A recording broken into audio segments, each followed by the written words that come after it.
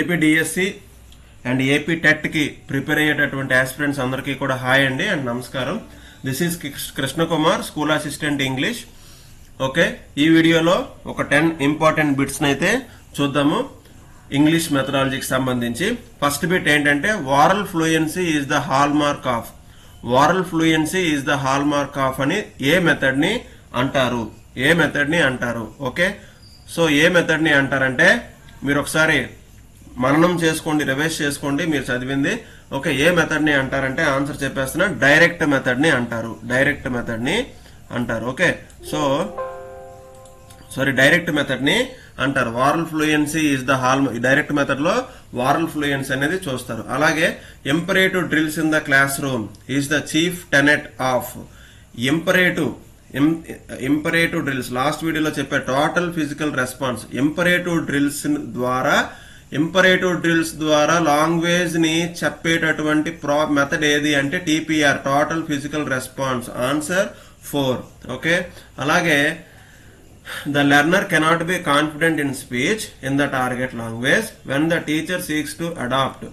లెర్నరు English language లో confident గా ఉండలేడు మాట్లాడేటప్పుడు. ఎప్పుడు? ఏ మెథడ్ లో అయితే ఉండలేడు? ఏ మెథడ్ లో అయితే లెర్నరు కాన్ఫిడెంట్ గా మాట్లాడేటప్పుడు ఉండలేడు అంటే ఆ మెథడ్ ఏంటి అంటే GT method, grammar translation method. Okay, grammar translation method. ఓకేనా? సో గ్రామర్ ట్రాన్స్లేషన్ మెథడ్ లో చైల్డ్ కాన్ఫిడెంట్ గా ఉండలేడు. ఓకే, మాట్లాడడానికి కాన్ఫిడెంట్ గా ఉండలేడు మాట్లాడేటప్పుడు. ఓకే, అలాగే fourth bit, to make students speak and right fluently and accurately in the target language is the basic idea.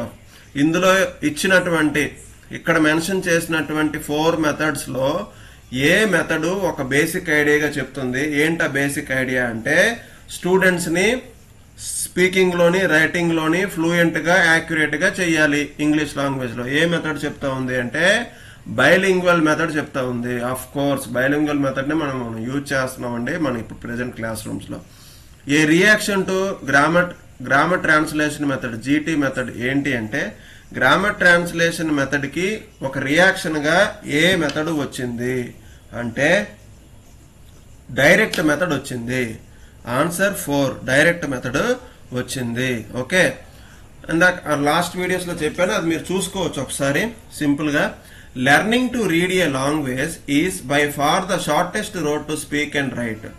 Learning లోని, ఇంగ్లీష్ లాంగ్వేజ్ లెర్నింగ్ లోని ఫస్ట్ రీడింగ్ వస్తే చాలండి, మనం ఈజీగా స్పీకింగ్ కి రైటింగ్ కి షార్టెస్ట్ వే వేసుకోవచ్చు, మాట్లాడుకోవచ్చు, చెయ్యొచ్చు అని అంటున్నాడు. ఎవరు అంటున్నారు అలాగా అంటే డాక్టర్ వెస్ట్ న్యూ మెథడ్ అంటున్నాడు. Doctor West new method. Okay, the restricted use of MT by the teacher. MT by the teacher is the principle of. Okay, yes.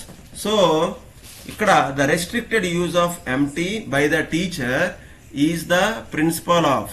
Okay, so దేని ప్రిన్సిపల్ అంటే అది answer 3, bilingual method. Okay, the restricted use of, wait, చిన్న technical error.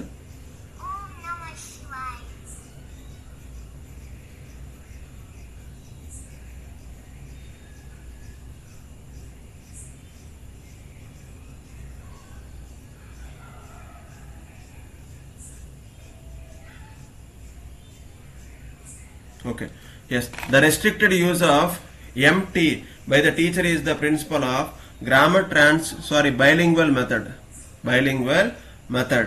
Okay, next, use of bilingual lists to teach vocabulary prevails in. Bilingual lists ని అంటే Telugu English ని use చేసి vocabulary చెప్తాం కదా, అది ఎందులో ఉంటుంది అంటే the 8th answer is Prussian method. Okay, so ఇక్కడ ఇచ్చినటువంటి ఆప్షన్స్ లో the answer is Prussian method. ఓకేనా?